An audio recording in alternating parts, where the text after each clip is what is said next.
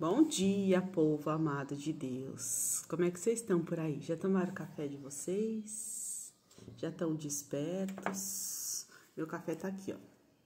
Que eu sou a pessoa regada a café pela manhã, muito café. Meu café ainda tem açúcar. Você já tirou açúcar do seu?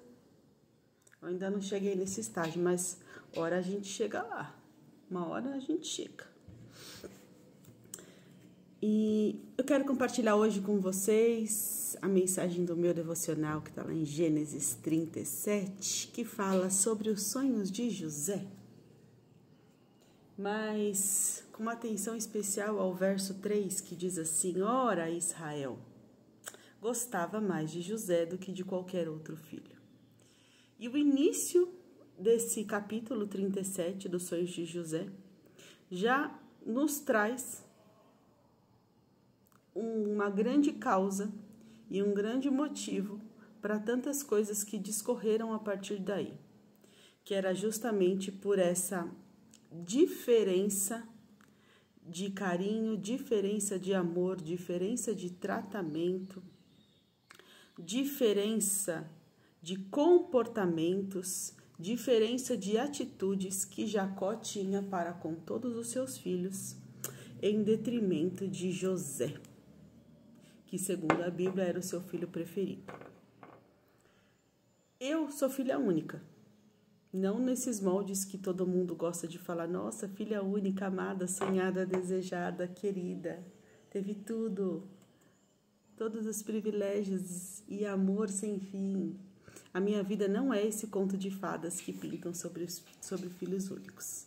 A minha vida ela é bem diferenciada nesse contexto. Então, eu não sei o que é ter irmãos de sangue. Hoje, eu tenho 2 filhos. E como mãe, toda vez que eu olho para essa história, eu fico pensando, meu Deus, imagina o sofrimento desses outros filhos de Jacó. Eles foram maus? Foram. Eles tiveram comportamentos errados? Sim. Eles cometeram até crimes ali? Sim. Eles mentiram? Sim. Eles tiveram atitudes detestáveis? Sim.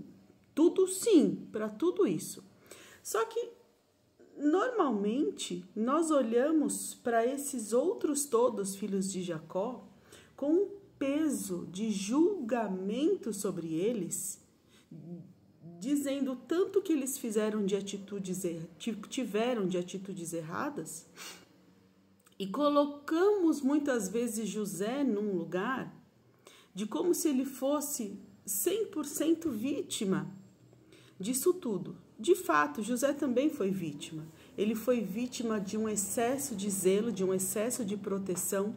Ele foi vítima de um tratamento diferenciado que ele teve do pai dele, que fez com que ele fosse o tipo de jovem que ele era. Que quando a gente vê o comecinho da história de José, traçada pelos comportamentos dele, a gente vê o quanto José ele era um garoto bom, mas o quanto ele era um garoto imaturo.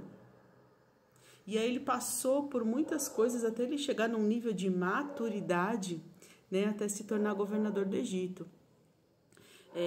Mas quando nós olhamos para tudo que esses filhos, esses outros filhos de Jacó, de Israel, fizeram de errado, mas a gente precisa parar e ver que eles também tiveram uma história. Imagina só que devia ser algo tão escrachado a forma como Jacó, aqui por nome já Israel, tratava os filhos com uma diferença que fizeram com que esses filhos tivessem ódio de José. E quando, na verdade, o que esses filhos tinham, eles não tinham um ódio de José. O que eles tinham era uma falta de amor daquele pai, de cuidado daquele pai. Que vamos lá, os outros filhos eram filhos de uma mulher com quem Jacó não queria ter casado, mas foi obrigado por Labão, que era Lia. Jacó tinha filhos da serva de Lia e Jacó tinha filhos da serva de Raquel. Então, todos esses outros filhos, que não os filhos de Raquel, que era a mulher quem ele escolheu, Todos esses filhos sofreram da rejeição paterna, sofreram da exclusão paterna. A gente não tem ideia de como eles foram educados por esse pai, como esse pai agiu com relação a eles, para tornar os homens que eles se tornaram. Não é que justifica os erros, os sentimentos de rejeição profundos que eles tiveram do pai, então por isso eles vão para sempre ser seres que sem conserto. Não, não é isso. Mas é muito fácil a gente olhar para esse contexto, julgar os irmãos de José, sem entender que eles tiveram uma história marcada por dor. Uma história que muito provável eles tiveram ali as provisões financeiras e materiais de Jacó e de Israel. Mas provavelmente todo o resto eles não tiveram da parte desse pai. E esse buraco e essa falta. E talvez a gente não sabe quais eram os tipos de palavras que esse pai falava sobre esses filhos, para gerarem neles esses sentimentos tão ruins a ponto deles, alguns quererem matar José. E outros que não mataram, que não tinham intenção de matar, enxergaram em José uma fonte de lucro, porque acharam melhor vender. E a gente vai ver na história que só teve um, que foi Rúben, que o plano dele era deixar José lá, mas depois, quando os irmãos o vissem lá, pegar José e devolver para o pai. Então, quando a gente olha para essa história, a gente tem que olhar para que são histórias marcadas por dores. Por dores. Por muitas dores. Antes de homens que cometeram tantas coisas erradas, esses irmãos de José foram homens marcados pela dor do abandono e pela dor da rejeição. E só vai entender a dor do abandono e da rejeição com profundidade quem já passou por ela. Ou alguém que estudou com muito afinco para ter noção do que emocionalmente, neurologicamente isso provoca no ser humano. Caso contrário, parece tudo frescura, né? Parece frescura, né? Mas será mesmo que foi frescura o que esses filhos de Jacó passaram? Foi tanta frescura que fizeram eles, que fez com que isso crescesse um ódio tamanho no coração deles contra José? Será que foi frescura? Será que o tratamento que eles tiveram foi frescura? Mas graças a Deus que há um Deus no céu.